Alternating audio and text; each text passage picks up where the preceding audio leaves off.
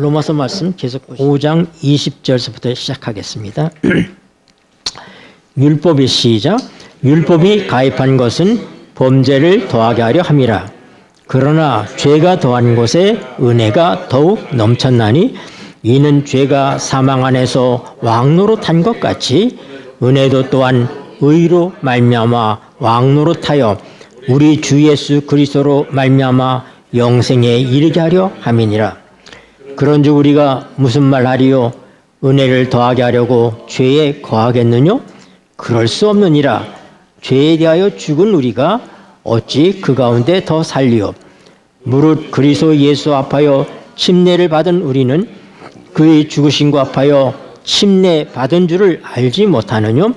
그러므로 우리가 그의 죽으심과 합하여 침례를 받음으로 그와 함께 장사되었나니 이는 아버지 영광으로 말미암아 그리스도를 죽은 자 가운데서 살리신 것 같이 우리로 또한 새 생명 가운데서 행하게 하려 함이니라. 만일 우리가 그의 죽으심을 본받아 연합한 자가 되었으면 또한 그의 부활을 본받아 연합한 자가 되리라.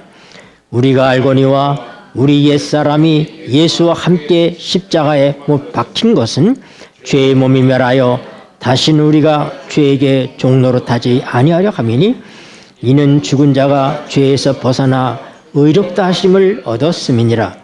만일 우리가 그리스도와 함께 죽었으면 또한 그와 함께 살 줄을 믿노니 이는 그리스도께서 죽은 자 가운데서 사셨음에 다시 죽지 아니하시고 사망이 다시 그를 주장하지 못할 줄을 알미로다.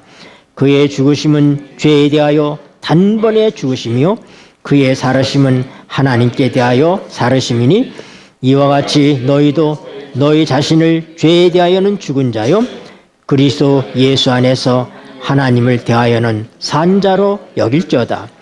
그러므로 너희는 죄로 너희 죽을 몸에 왕노릇하지 못하게 하여 몸의 사욕을 순종치 말고 너희 또한 너희 지체를 불의의 병기로 죄에게 드리지 말고 오직 너희 자신을 죽은 자 가운데서 다시 산 자같이 하나님께 드리며 너희 지체를 의의 병기로 하나님께 드리라.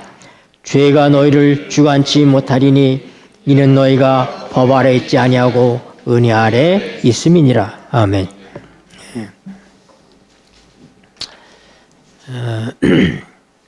지금까지 읽은 이 본문의 말씀을 가지고 오늘 이 시간과 다음 시간까지 우리가 2시간을 통해서 여기 나와 있는 말씀을 통한 은혜를 함께 나누고자 생각합니다. 여러분 우리가 5장에서 어떤 것들을 공부했어요? 우리가 5장을 공부하기에 앞서서 5장을 공부할 때는 4장 25절을 꼭 봐야 된다고 그랬죠. 그래서 우리 예수님께서 우리의 죄 때문에 죽으시고 우리를 의롭다 하시기 위해서 살아나셨다. 그렇게 4장 25절이 얘기합니다. 예수는 우리 범죄함을 위하여 내어줌이 되고 또한 우리를 의롭다 하심을 위하여 살아나셨느니라. 그러므로 그러니까 연결되는 거예요. 그러므로 우리의 믿음으로 의롭다 하심을 얻었은즉 우리 주 예수 그리스도로 말미암아 하나님으로 더불어 화평을 누리자. 네, 우리가 뭘 믿는 거예요? 그러니까 그러므로 우리가 믿음으로 의롭다 하심을 얻었으니 뭘 믿어요? 우리 예수님께서 우리의 죄 때문에 돌아가시고 우리를 의롭게 하시기 위해서 부활하셨다고 한 사실을 믿을 때 그 믿음을 가진 자들에게 현세에서 미치는 축복이 뭐냐? 그것은 우리가 하나님의 은혜 가운데 살 수 있게 되었다. 그리고 우리가 내세에 우리에게 있게 되는 것이 뭐냐? 그것은 영광인 것입니다. 하나님의 영광을 보게 될 것이고 또 하나님께서 우리에게 주시는 영광을 경험하게 될 것입니다. 그러니까 하나님과 화평하게 된 사람의 삶 속에 미치는 현세와 내세의 축복이 뭐냐면 하나는 뭐예요? 은혜라고 하는 거예요. 지금 우리는 은혜 받는 시기에 살고 있는 것입니다. 오늘 우리는 은혜로 살고 있는 사람들이에요. 그 다음 미래에는 뭐라고요? 우리는 영광 가운데 살 사람들입니다. 이게 두 가지 축복이 있는 거예요, 우리들에게. 하나님과 화목하고 나니까 우리가 어떤 축복이 생겼다?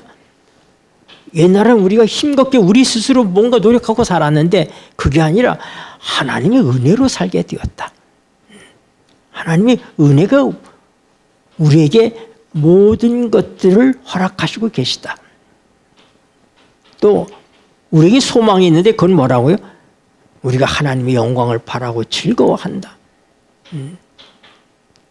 또 말씀하시기를 뭐라고 그랬어요? 우리가 전에 로마서 8장을 공부할 때 여러분이 생각나실 겁니다. 로마서 8장에 보면은 하나님께서 우리를 어떻게 하셨어요? 29절에 보면, 로마서 8장 29절에 보면 하나님이 미리 아신 자들로 또한 그 아들의 형상을 본받게 하기 위하여 미리 정하셨으니 이는 그로 많은 형제 중에서 맏아들이 되게 하려 하심이니라. 또 미리 정하신 그들을 또한 부르시고 부르신 그들을 또한 의롭다 하시고 의롭다 하신 그들을 또한 영화롭게 하셨느니라. 네. 그러니까 우리가 하나님의 영광을 뵙게 되는 그날은 뭐예요? 우리도 영광을 받는 날이 되는 것입니다. 네. 우리의 형상이 하나님의 영광의 형상을 본받게 될 것입니다. 그래서 천천만만의 천사와 함께 오시는 예수님을 통해서 요한은 요한일서 3장에서 뭐라고 얘기해요? 그의 나타내심이 되면 우리가 그와 같을 줄을 아는 것은, 여러분, 우리 같은 죄인이 예수님과 같은 그런 모습으로 회복된다고 하는 거예요. 그런 지위와 그런 존재로서 회복됩니다. 제가 누누이 얘기하지만은 여러분, 하나님께서 이 우주, 이 삼라만상을 다 창조하셨어요. 지구를 막내로 창조하셨습니다. 근데 지구만 타락했어요. 지구만 사단의 수중에 들어갔습니다. 하나님께서 이를 미리 하셨습니다. 하나님 모르시는 게 없으시니까요. 그 하나님께서 사단에 의해서 이 지구가 어떻게 될 것을 아시지만은 이 지구를 창조하셨어요. 그리고 하나님은 창조자십니다. 하나님은 전능하신 분이십니다. 하나님은 전지하신 분입니다. 하나님께서 범죄한 사단을 즉각적으로 화이트본에 그려보면은 돌멩이 하나 던져서 처리하는 것처럼 그렇게 처리할 수 있었다 이거예요. 사단이 아무리 능력이 있고 대단한 그런 천사를 할지라도 하나님께서 창조하게 하셨기 때문에 사단과 그의 무리들을 하나님께서 정리하는데 돌멩이 하나 더 던지는 것 같이 그렇게 쉽게 하실 수 있으시다 이 말입니다. 근데 왜 하나님께서 이 긴 세월 동안 참고 기다리시고 그리고 그의 아들을 내어주셔서 인간을 구속하시기 위해서 말할 수 없는 고초를 겪게 하시고 이 모든 일들을 하나님께서 하나님답지 않게 왜 이렇게 어리석게 그렇게 하시고 계시느냐. 그것이 하나님의 본성이에요. 하나님은 강요하시는 하나님이 아니십니다. 하나님은 사랑하시지만 사랑을 강요하시지 않습니다. 만약에 하나님께서 하나님을 배반할 수 없는 존재, 하나님을 대적할 수 없는 존재로 피조물들을 만드셨으면 하나님은 그야말로 독재자가 되시는 것입니다. 그는 전체주의적인 그런 자기 마음대로 하시는, 사실 정치 중에서 사람들이 얘기할 때 제일 좋은 정치가 뭐냐 그렇게 얘기하면은 여러분 학자들은 뭐라고 얘기하면은 왕도 정치다 그렇게 얘기합니다. 우리가 민주주의다 이렇게 생각할 것 같죠. 그게 아니라 왕도 정치다. 네. 왕이 좋은 맘만 가지면, 선한 왕이 통치하면 그보다 더 좋은 일이 없다 이 말입니다. 더 행복할 수가 없어요. 절대 권력을 가진 자가 바르게 정치하면, 그러면 국민들은 편안할 수 있는 것입니다.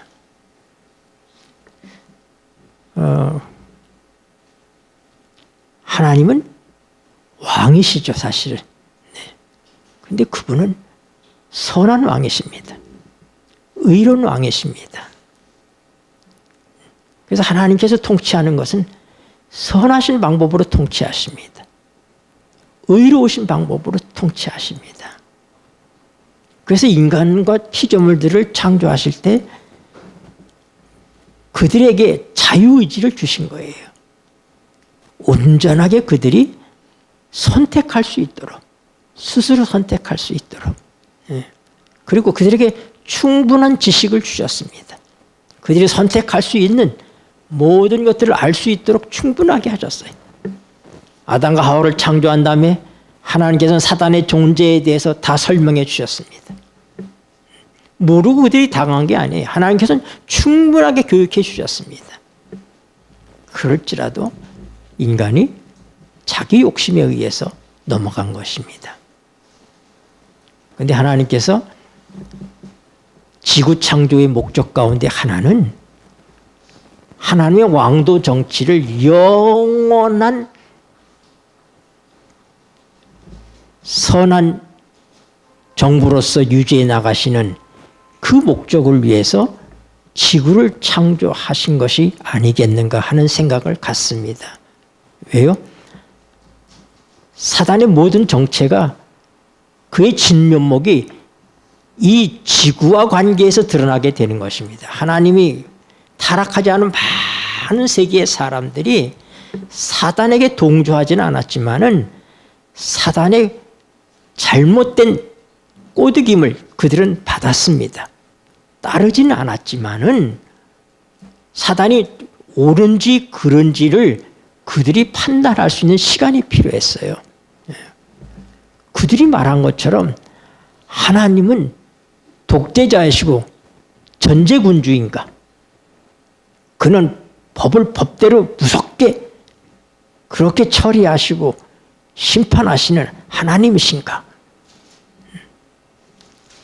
이 사단은 천사들을 꼬일 때 우리는 천사로서 우월한 존재이기 때문에 우리에게는 법이 필요 없다. 우린 법이 필요 없다. 왜 천사들에게 하나님께서 법을 주시는가? 그 얘기하는 거예요. 내가 하나님 위치에 올라가면 난 천사들에게 이 모든 법을 다 없애버리겠다. 그러니까 법이라는 것은 구속하는 것으로 생각을 해, 사람들이. 법은 뭘 강요하고 제한하고 뭘 하지 말라 하는 것으로 그렇게 생각한다 이 말입니다. 그리고 여러분, 이 죄인들이 사는 이 세상에 법이 없으면 세상이 어떻게 되겠어요? 법은 인간을 구속하기 위해서가 아니라 최소 한도의 인간의 기본권을 보장해 주기 위해서 법이 있는 것입니다. 저 광활한 하늘에 비행기가 날아다닙니다. 그런데 비행기가 마음대로 날아갑니까? 아닙니다. 그들이 약속된 항로로만 날아갈 수 있습니다. 그렇게 안 하면 충돌이 일어나요. 이 땅에서도 마찬가지죠. 법이라고 하는 것은 이 땅에 사는 모든 사람들, 하나님이 창조하신 피조물들의 안전을 위해서 그들을 보호하고 그들을 행복하기 위해서 하나님께서 주신 것입니다. 그 법의 원칙은 사랑이에요. 하나님의 법의 원칙은 사랑입니다. 그런데 그 법이 잘못됐다고 얘기하는 것은 하나님의 사랑이 아니라고 얘기하는 거예요. 그래서 이 지구에 사단이 인간을 타락시킴을 통해서 사단의 통치가 어떤 것인지 천사들과 타락하지 않은 천사들과 우주의 거민들이 시험할 수 있게끔 된 것입니다. 본 거예요. 이 나라, 이 지구가 사단의 나라가 된 거예요. 그래서 예수님께서도 사단을 이 세상 임금이라고 그렇게 얘기했잖아요. 그가 이 지구를 다스리고 있는 거예요. 인간들을 통제하고 있습니다. 근데 얼마나 인간이 악독해지고 나빠지고 이기적이고 그 모든 것들을 사람들이 보는 거예요. 그리고 최종적으로 뭘 봤습니까? 예수 그리스도의 십자가 사건을 우주의 거민들이 보고 비로소 뭐예요? 그들의 머릿속에서부터 그들의 생각 속에서부터 사단의 존재가 지워지는 것입니다. 그 예수님의 기도 가운데 사단이 하늘에서 번개처럼 떨어지는 것을 내가 보았노라. 예수님이 이 땅에 오셔서 하는 모든 일을 타락하지 않은 천사들과 우주의 거민들이 보고 있었습니다. 그래서 이제는 사단의 타락 이후에 이 모든 것들이 정리되면은 영원한 세월 동안에 다시는 그런 일이 있지 않도록 하나님께서 이 일을 경영하신 것입니다.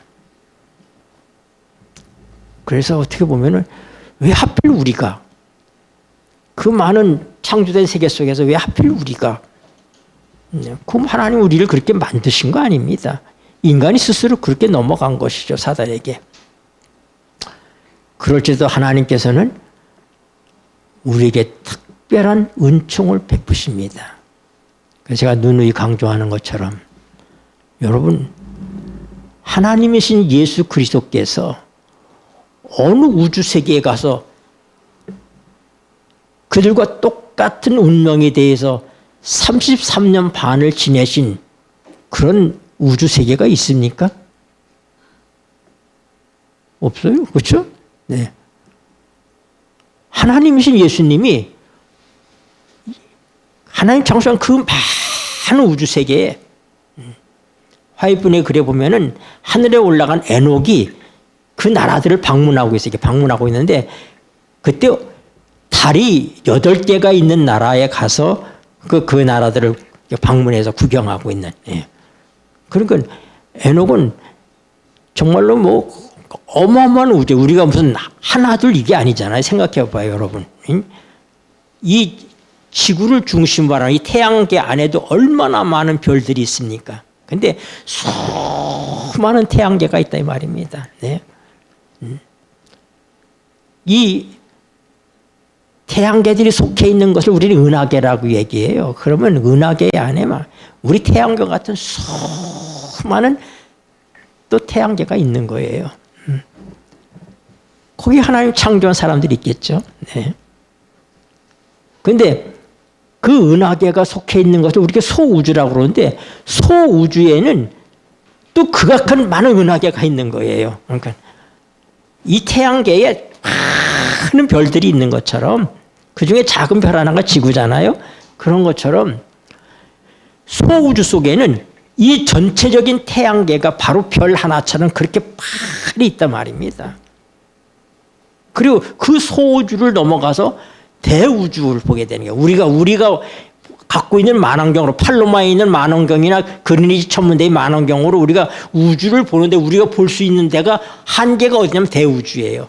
거기까지밖에 우리가 못 봅니다. 그 대우주의 중심에 하나님의 보좌가 있을 것이라고 생각하는 거예요. 네. 그래서 이 지구에서부터 대우주까지 거리가 얼만큼 되냐? 그것을 빛의 속도로, 빛은 똑딱할 때 30만 킬로미터를 가요. 지구를 7바퀴 반을 돕니다. 똑딱하는 동안에 빛의 속도가. 이런 빠른 속도로 1년 동안 빛이 가는 거리를 1광년이라고 얘기하는 거예요. 상상이 안 되죠? 똑딱할 때 지구를 7바퀴 반을 도는데 그 1년을 가는 거리가 1광년이에요. 그런데 이 지구에서부터 우리가 보는 대우주까지의 거리가 얼마냐? 여러분 얼마일 것 같아요? 150억 광년이 넘습니다. 이 우주가 얼마나 대단한지 상상이 안 되죠.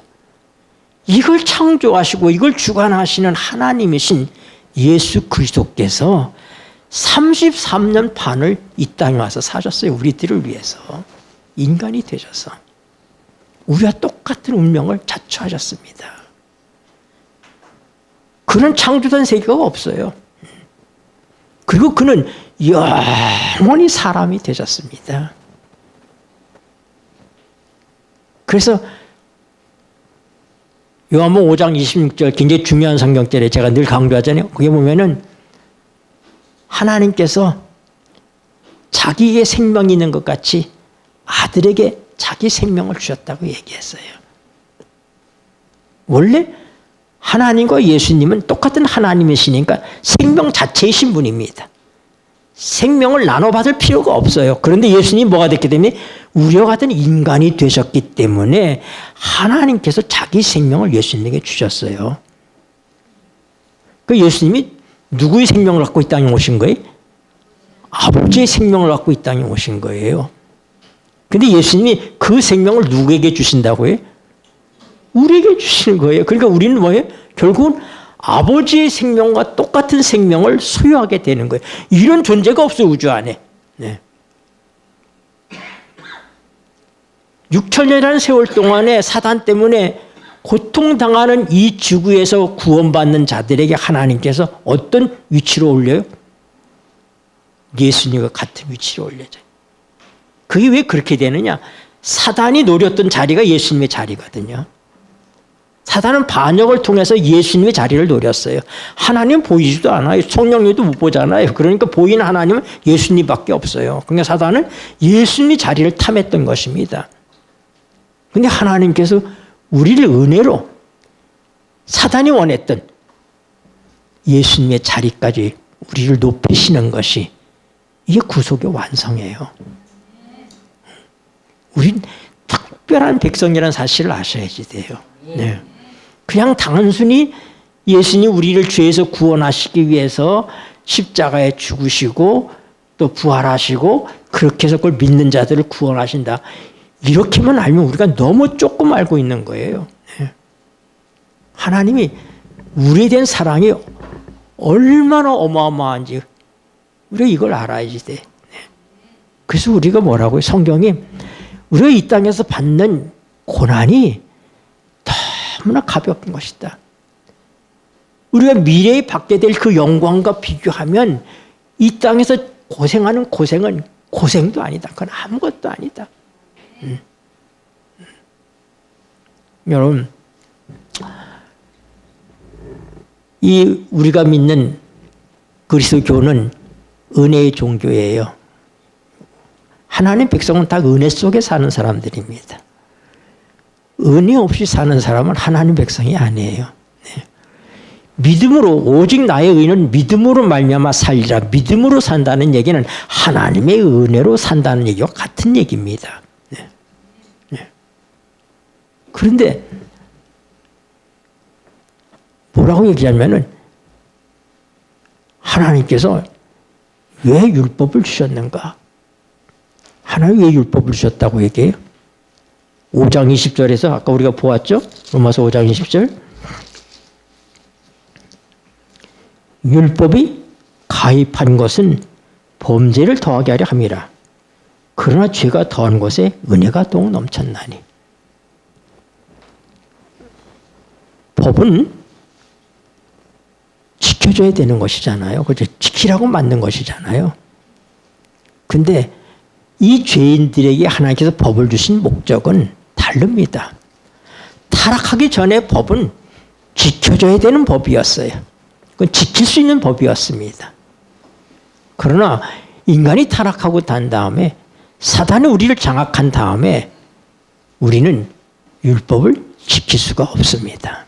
아무도 율법을 지킬 존재가 없어요. 그런데도 왜 하나님께서 모세를 통해서 율법을 주셨는가?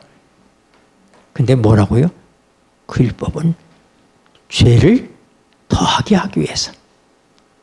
법이 없으면 죄가 없다고 그랬어요. 그러니까 율법을 통해서 우리가 얼마나 속절없는 죄인인지, 우리가 얼마나 하나님 앞에서 아무것도 할 수 없는 죄인이라는 사실을 하나님께서 알게 하시기 위해서 율법을 주셨어요. 그래서 갈라디아서에서는 율법을 뭐라고 하냐면 몽학선생이라고 얘기하는 거예요. 그러니까 율법을 지켜서 구원받을 수 없다는 사실을 깨달을 때 우리는 어떻게 해? 그 율법 때문에, 율법이 없으면 우리가 우리 존재를 몰라. 우리가 얼마나 무력한 존재인지를 몰라요. 그러나 율법 앞에 섰을 때, 율법은 사랑입니다. 그러면 사랑이라고 하는 사실을 우리가 하나님의 성령을 통해서 깨닫게 될 때 우리는 비로소 뭐예요?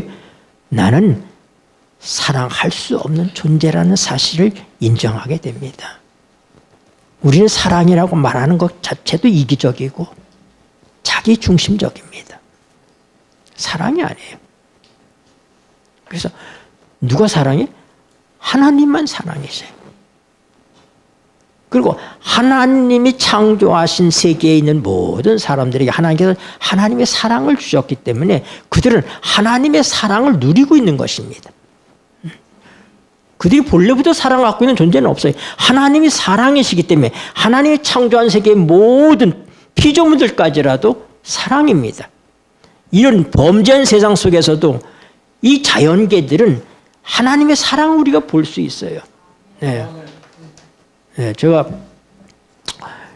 우리 세천사 최천수사는 집회 우리 김영가 집사님이 도와주셔서 내가 작년인가 원주에 재림연수원에 갔는데 거기 우리 상하치과 원장님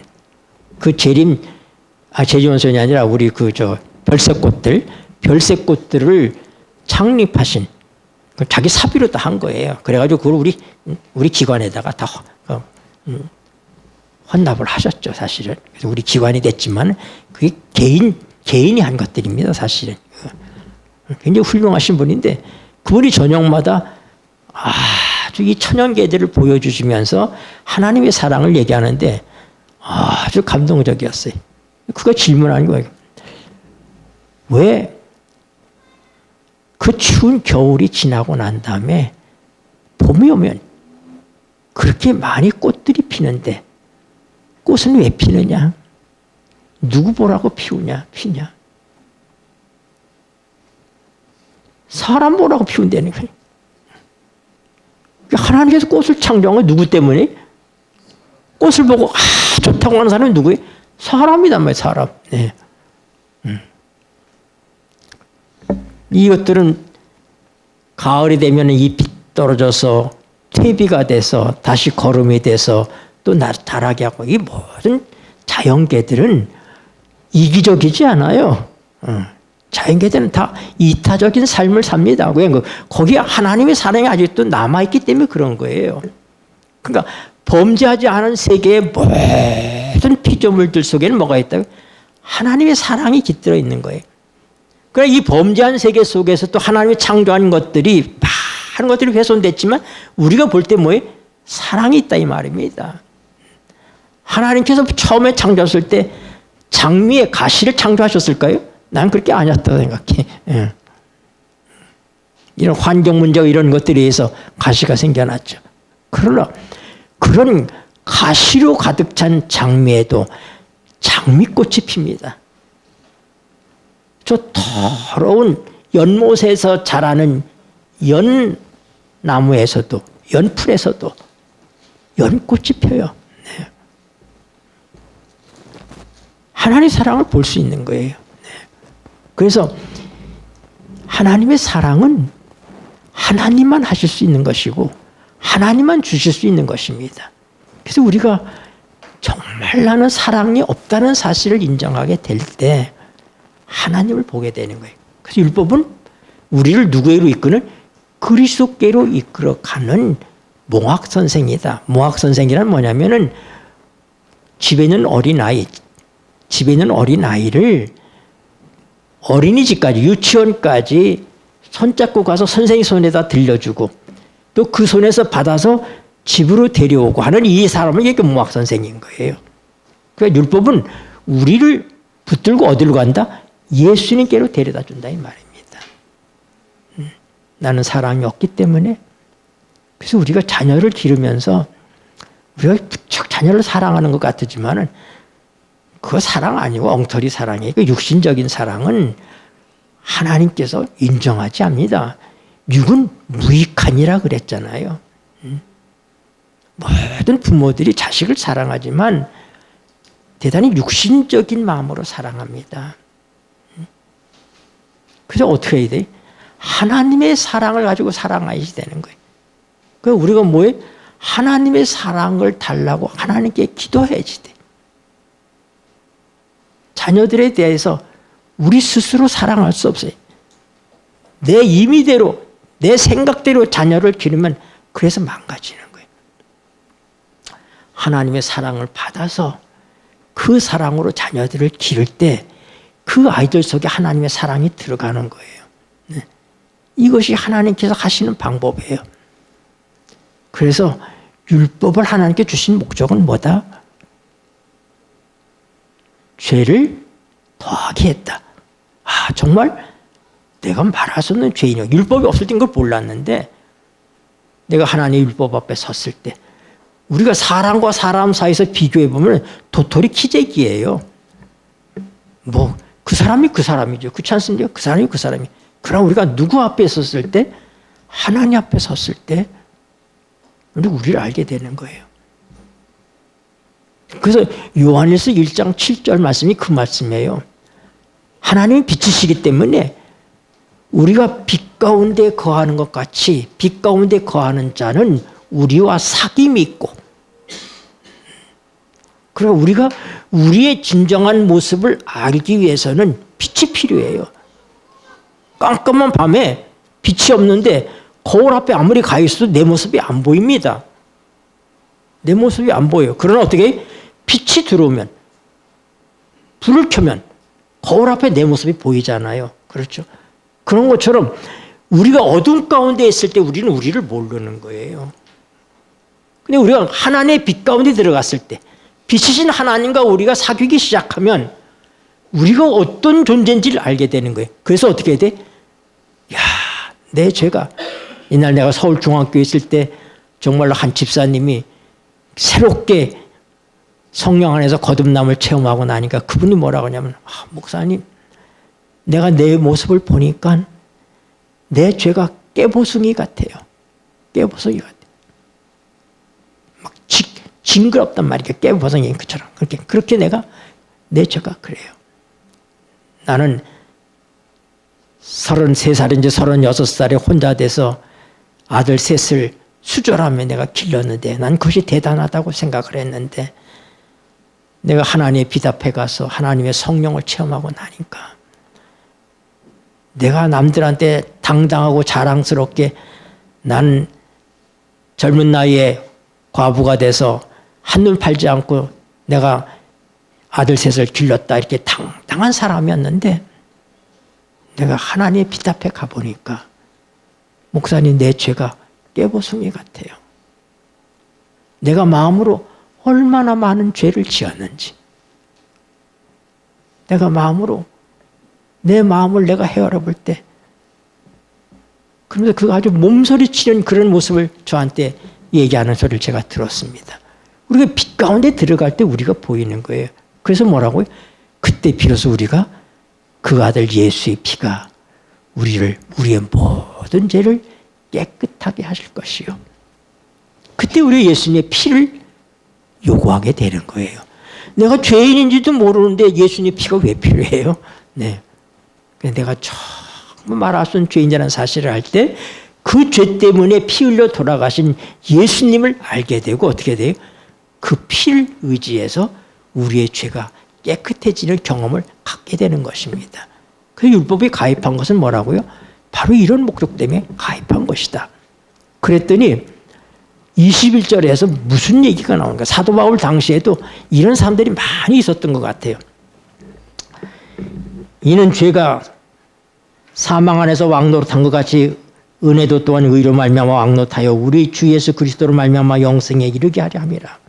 6장 1절에 가지고 그런즉 우리가 무슨 말하리요? 은혜를 더하게 하려고 죄에 거하겠느냐?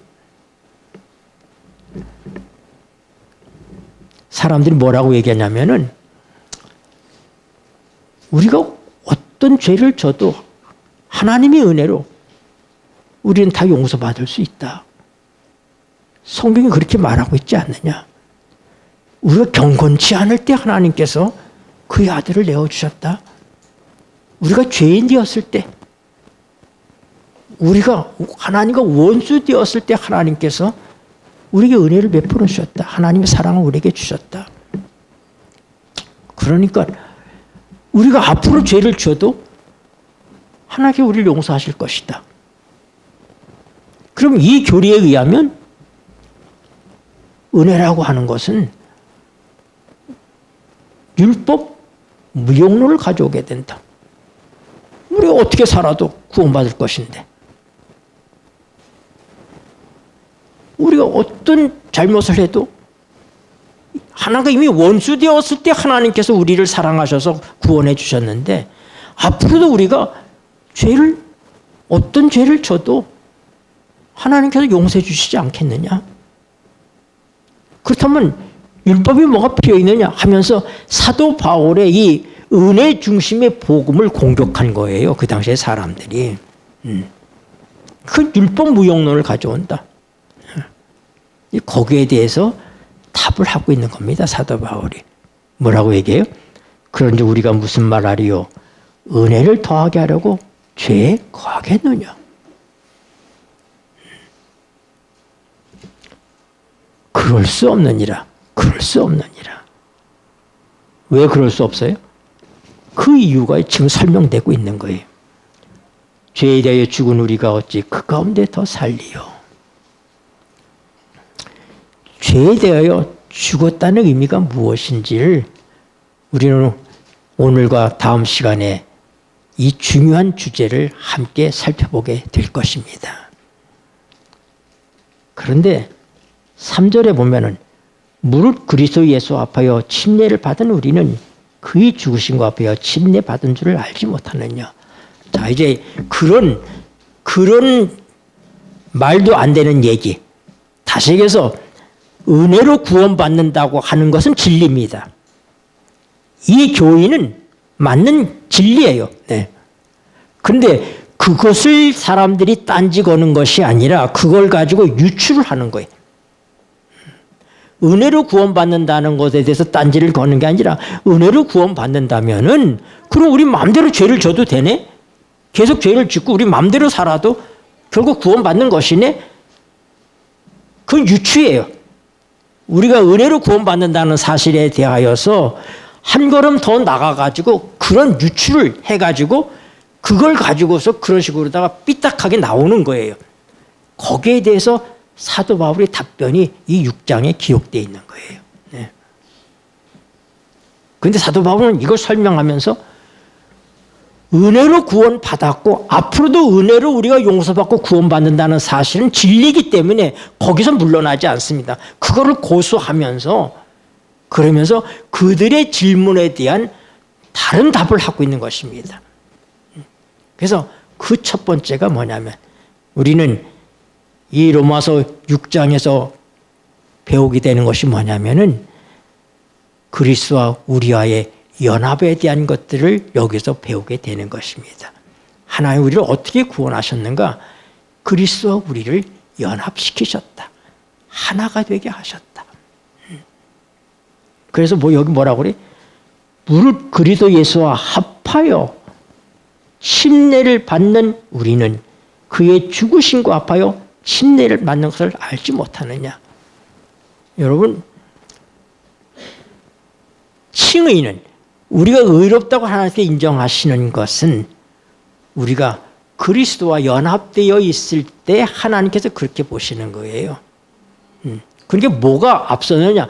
그리스도와의 하나 되는 것. 그리스도의 연합이 전제됐을 때 뭐가요? 우리가 의롭다고 인정을 받는 거예요. 네. 그러니까 지금 사람들이 칭의에 대해서 오해하고 있는 거예요. 그냥 무조건 의롭다고 하시는 그게 아니라 언제 우리가 의롭다? 예수 그리스도와 하나가 되었을 때, 예수 그리스도와 연합되어 있을 때. 그래서 침례에 대해서 얘기할 때 우리 그 마태복음 28장 19절에도 너희는 가서 모든 족속으로 제자를 삼아 아버지와 아들과 성령의 이름으로 침례를 주고, 그때 성령의 이름으로 할 때 전치사가 n이 아니고 에이스의 헬라어로 n이 아니고 에이스예요. n은 안이라는 뜻이에요. 안. 근데 에이스는 안으로, 방향적인 거예요. 안으로. 네. 그의 이름으로 하는 얘기는 그와 함께 이런 의미인 것입니다. 침례와 관련해서 나오는 전치사가 어디를 봐도 에이스입니다. n이 아니라. 사도행전에도 그렇고, 제가 어저께 밤에 제 그 헬라어 성경책이 있어요. 제가 헬라어 성경책으로 다 여러 구절들 다 뒤집어. 다 에이스더라. 다 에이스. n이 아니고. 그러니까 침례라고 하는 것은 바로 뭐예요? 그리스도와의 연합을 의미하는 거예요. 그리스도의 연합. 침례적인 그 행위 자체가 연합이 아니라, 여러분, 우리는 예수님과 연합하는 방법이 두 가지인데, 하나는 믿음으로 연합합니다. 믿음으로. 우리가 영접하는 자, 그 이름을 믿는 자들에게는 하나님의 자녀가 되는 권세를 주셨다 그랬잖아요. 그 믿음으로. 그 다음에 또 하나가 뭐냐면 그 믿음을 표현하는 외적인 증거가 침례예요. 그래서 우리가 예수님과 연합하는 방법이 뭐라고요? 믿음을 통해서. 또 하나는 뭐예요? 침례를 통해서 연합하는 거예요. 그래서 침례라는 그 형식과 그 예식이 그렇게 해주는 것이 아니라 하나님의 이 거룩한 예식 속에 하나님의 특별하신 은혜와 능력이 역사하시는 것입니다. 네. 그래서 우리가 예수님을 믿게 되면 뭐 하게 돼 있어요? 침례를 통해서 그 믿음을 고백하게 돼 있는 거예요. 그렇게 해서 어떻게 된다? 우리가 예수님과 연합하게 된다. 그것이 지금 사도 바울이 죽은 자가 어떻게 더 죄를 짓느냐 하는 것에 대한 답변의 첫 번째가 우리가 이미 예수님과 연합했다는 사실을 강조하고 있어요. 두 번째, 우리가 침례를 통해서 예수님과 연합하는데요. 어떤 연합을 하느냐? 그의 죽으심과 그의 부활에 대해서 연합했다고 얘기하는 거예요. 예수님의 죽으심이 우리의 죽음이 되고 예수님의 살으심이 우리의 살으심이 된다 이거예요. 다시 해서 그것은 나는 그대로 여기 있고 예수님이 저쪽에서 그분이 하신 그 모든 것들이 내게 적용된다. 그런 의미가 아니에요. 그것은 대속적 의미예요. 대속이라고 하는 것은 내 대신 예수님이 하신 것을 얘기하는 거예요. 그런데 성경은 더 나가서 뭐냐면은 함께라고 얘기하는 거예요. 함께라고. 갈라디아 2장 20절에 뭐예요? 내가 그리스도와 함께 십자가에 못 박혔나니 얘기하잖아요. 로마서 6장 6절도 우리가 알거니와 우리 옛사람이 예수와 함께 십자가에 못 박힌 것은, 지금 사도 바울은 그러면 죄를 많이 질수록 하나님의 은혜가 더 많이 작용하니까 죄를 더 많이 짓는 것이 은혜를 받는 비결이 아니냐 하고 비꼬는 사람들에게 지금 하는 얘기가 뭐냐면 우리는 죄를 더 이상 지을 수가 없다. 왜? 죄에 대해서 죽었기 때문에. 그 죄에 대해서 죽었다는 말은 그 의미는 다음 시간에 제가 좀 더 깊이 있게 살펴볼 거예요. 이번 시간에 우리가 경험해야 되는 것은 바로 뭐냐면 하나님께서 예수님과 우리를 연합시키셨다. 하나가 되게 했다고 하는 거예요. 그래서 침례는 연합이고 그 연합의 의미는 뭐하고? 그의 죽으심과 부활에 대한 연합이다. 이런 얘기입니다. 여러분, 사람들이 은혜에 대해서 뭐라고 얘기하는데 유다서 4절 보세요. 유다서 4절. 성경 뒷부분에 유다서는 한 장밖에 없기 때문에 4절밖에 없어요. 유다서는 25절로 끝나요. 약 하나입니다. 하나.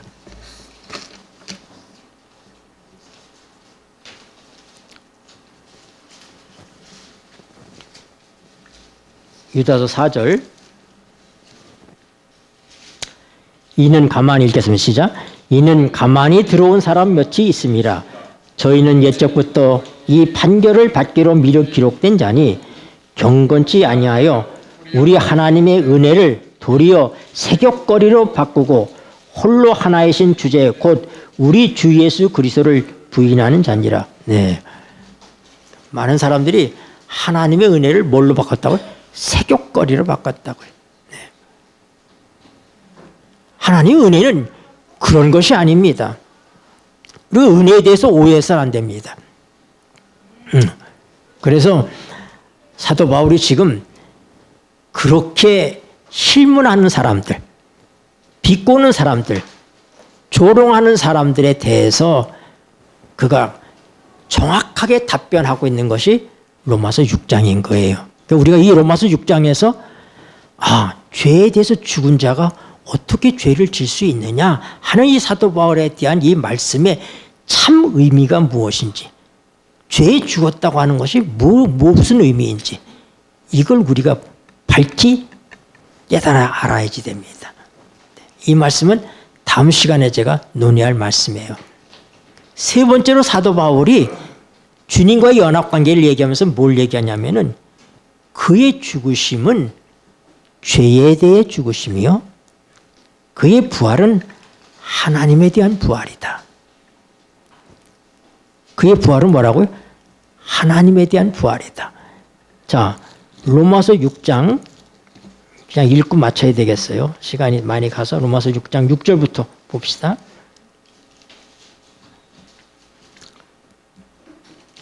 우리가 알거니와 읽겠습니다. 시작. 우리가 알거니와 우리 옛사람이 예수와 함께 십자가에 못 박힌 것은 죄의 몸에 멸하여 다시는 우리가 죄에게 종노릇하지 아니하려 함이니 이는 죽은 자가 죄에서 벗어나 의롭다 하심을 얻었음이니라. 만일 우리가 그리스도와 함께 죽었으면 또한 그와 함께 살 줄을 믿노니 이는 그리스도께서 죽은 자 가운데서 사셨음에 다시 죽지 아니하시고 사망이 다시 그를 주장하지 못할 줄을 알미로다. 그의 죽으심은 죄에 대하여 단번에 죽으심이요 그의 살으심은 하나님께 대하여 살으심이니. 네, 여러분 죄에 대하여 죽었다는 것은 알겠는데 하나님을 대하여 산 자라는 의미가 어떤 의미인지 제가 이 말씀을 준비하면서 이 부분에 대한 생각을 갖게 됐어요. 그래서 왜 부활한 것을 하나님에 대하여서 살으심이라고 사도 바울이 설명하고 있는가. 그러니까 지금 사도 바울이 뭐예요? 우리가 어떤 연합을 이루고 있다? 예수님과 함께 침례를 통해서 믿음을 통해서 연합되어 있다. 그의 죽으심과 그의 부활에 우리가 하나가 되어 있다. 근데 세 번째는 뭐냐면 그의 죽으심은 죄에 대해서 죽으심이고 그의 살으심은 하나님에 대해서 살으십니다. 하나님에 대해서 살으심이 어떤 의미인가? 제가 계속 살펴보는 의문입니다. 왜 이렇게 표현했을까? 그 의미가 뭘까? 제가 다음 시간에 이 부분을 말씀을 드려야 될 것 같아요. 시간이 40분입니다. 그래서 하나님에 대해 살으심이니, 그리고 다음 시간에는 말씀하신 것처럼 우리가 죽었다는 의미가, 죄에 대해서 우리가 죽었다는 의미가 어떤 의미인지 이 점에 대해서도 같이 살펴보도록 하겠습니다. 기도하시겠습니다. 고마우신 하늘아버지, 우리를 하나님과 화평하게 하심으로 예수 그리스도를 통한 하나님과의 화평의 결과로 현세에서는 하나님의 은혜 속에 살게 하시고 내세에는 하나님의 영광 가운데 거하게 하는 이 놀라운 축복을 주신 것을 인하여 감사를 드립니다. 우리가 이 모든 사실을 깊이 성령을 통해서 깨닫게 하심으로 이 세상의 삶이 얼마나 가치 없고 우리에게 기다리는 영광이 얼마나 큰 것인지를 우리가 확실하고 깊이 깨달음으로 이 세상을 초객처럼 버릴 수 있도록 도와주시고 이 세상에서 오는 고난을 넉넉히 주의 이름으로 승리하는 삶을 사는 우리가 되게 하여 주시옵소서. 우리 구주 예수 그리스도 이름으로 간절히 기도드리옵나이다. 아멘.